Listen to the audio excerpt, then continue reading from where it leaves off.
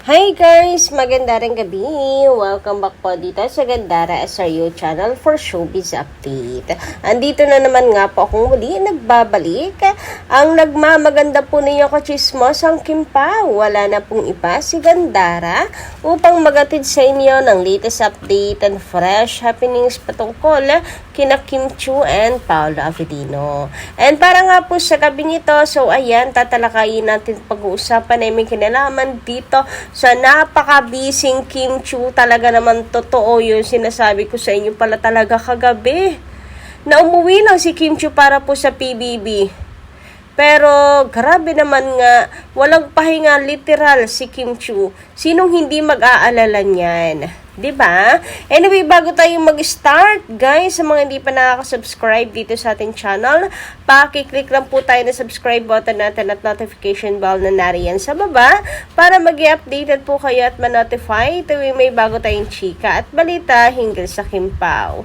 Basta po mga balita na may kinalaman kina Kim Chiu and Paolo Avellino, sagot na po natin yan. And tonight, eto nga, unahin muna natin basahin ang komento ni Madam Norma Dayag. Ayan, shoutout po sa inyo. Maraming salamat po sa inyong walang sawang pag-support at pagsubaybay sa atin pong update.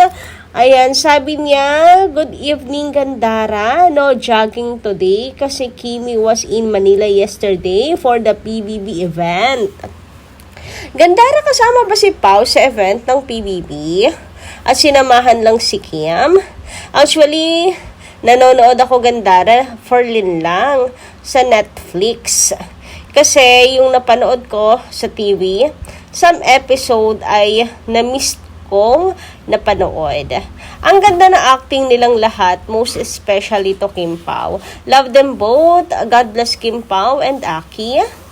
So, with their legit vloggers and fans, and most especially to senior citizen. Uy, thank you so much. Ang kulit nung ang ganda pala, ang ganda nung pagsama nyo sa kay Aki. God bless sa Kim Pao and of course kay Aki. Syempre, parte yan ng buhay ni Paolo Avellino. Anyway, ayan, pag-usapan nga natin, no jogging today, ang Kim Pao. Usually kasi pag Sunday, baby time, no, jogging together. Pero mukhang ngayon wala, tahimik. Ma'ams, at sa tanong nyo patungkol kay Kim, ay kay Paolo Avellino, parang hindi po siya kasama. Yun yung gusto ko sana na alamin kagabi, kung talagang kasama ba si Pao kagabi ni Kim sa PBB, hinatid ba niya, kasama ba si Paolo Avellino umuwi ng Manila, sinamahan si Kim Chiu, and yun din kasi yung gusto kong mangyari, kaya inaalam ko talagang bongga, pero hindi, mukhang hindi po talaga, mag-isa lang si Kim, mukhang hindi kasama si Paolo sa pag-uwi, kasi ando si si Mama sa sa taping ng The Alibay, and I think si Paolo Avellino muna habang si Kim Chiu ay si Paolo Avellino muna kinukunin habang si Kim ay nasa Manila. So, feeling ko solo mode muna si Paolo Avellino sa pag-shoot kahapon. So, walang Paolo Avellino kung sa Manila kahapon na nakasama si Kimi. Wala siyang kasama papunta sa PBB, etc. So, walang bantay. Pero okay lang naman yun kasi saglit lang naman si Kim Chiu sa Manila. Umuwi rin po siya agad-agad ng Cebu. And eto nga yung gusto kong itapik po sa inyo. Wait lang. So, eto nga, yun yung gusto kong itapik sa inyo. Yung si Kim Chiu, agad-agad din pong umuwi ng Cebu. Grabe, hindi ko ma-imagine yung pagod ni Kim Chiu. Alam niyo yung pagkatapos, pagkarating, umuwi lang Manila para sa PBB. Syempre, pagkarating, mag-get ready, diretso na, damit, yung makeup, tagal pa man din po mag-ayos.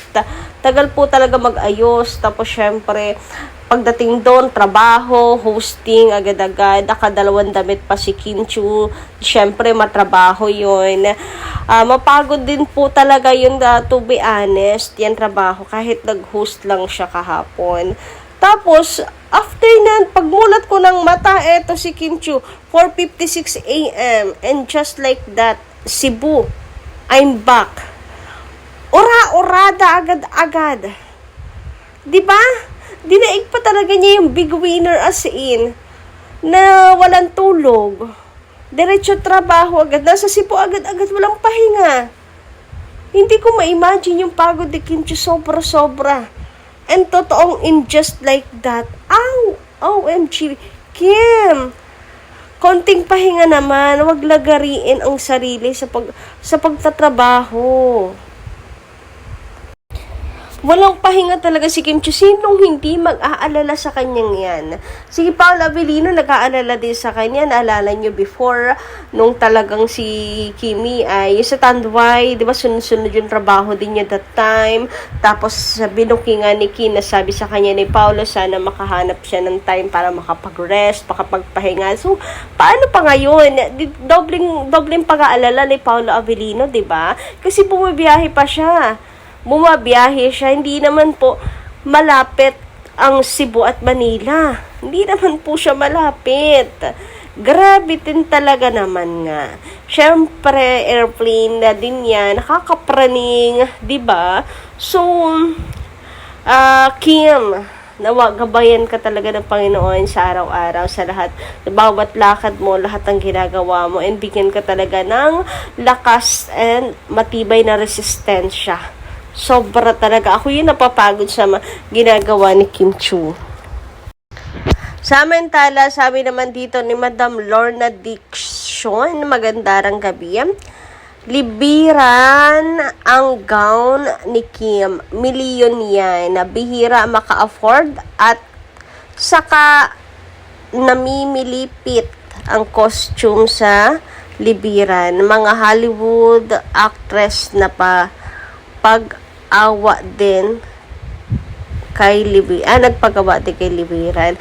So, grabe. Serious po ba? Million? Grabe for PBB Big Night. Kaya pala siya yung may pinakamagandang gown doon. As in, ang ganda talaga ng kasuotan ni Kim Chiu, pasabog. Oo, hindi talagang papahuli si Kim Chiu. At nakadalawa rin siya ng kasuotan. Sobrang ganda, sobrang Latina ni Kim Chiu kagabi.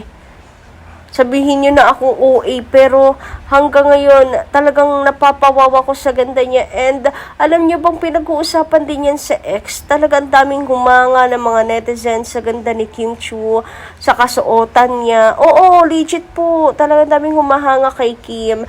Iba talaga ang isang Kim Chiu. Samantala, sabi naman po dito ni Madam Marisa Enderio, magandarang gabi po sa inyo, shout out. Gandara, good morning. Hayaan mo mga basher. Lalong inggit yung mga basher kay Kimi kahit saang anggulo. Ang katawan niya, kahit anong suot niyang damit, maganda magdala. At hindi nakakasawa ang mukha niya.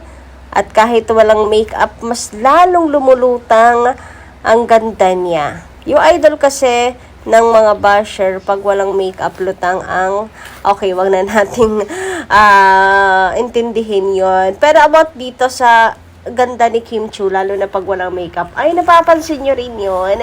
Kasi ako, bet ko talaga yung baby face ni Kim Chiu. Mas bet ko yung pagka-angelic face niya kapag walang makeup. Ang ganda ni Kimi po talaga kapag simple, walang makeup. Ano siya, baby face. Kapag may makeup naman, maganda pa rin. Super classy nga lang talaga niya. Tapos, super matured na sobrang Latina na, alam mo yon, pang international model, ganyan. Iba, sophisticated, etc. It's just that mas bet ko lang yung baby face beauty kasi talagang hindi tumatanda. Ganyan. Pero nasa nasa inyo rin yan, sa paningin ninyo. Pero both maganda. Sabi ko nga sa inyo, sa sophisticated, super classy siya kapag may makeup. Din kapag wala, is super baby face ni And about sa short hair niya, ayan, super bagay po pa rin sa kanya. Even hindi siya naka-red lips, 'di ba? Ang hot masyado ni Kimi pag naka-red lips, pero ito yung mga pinkish lang, ganyan, natural lips. Bagay na bagay kay Kim Chu. Ayan, simple lang siya dito, pero super ganda talaga. Ayan, so sana lagi pong ma-flex na ni Kimi yung short hair niya. Anyway, kayo guys, ano inyong masisay patungkol dito? Hanggang dito lang muna ha, ang aking update. Kita-kisa lang po tayo sa susunod kong chika. Maraming salamat.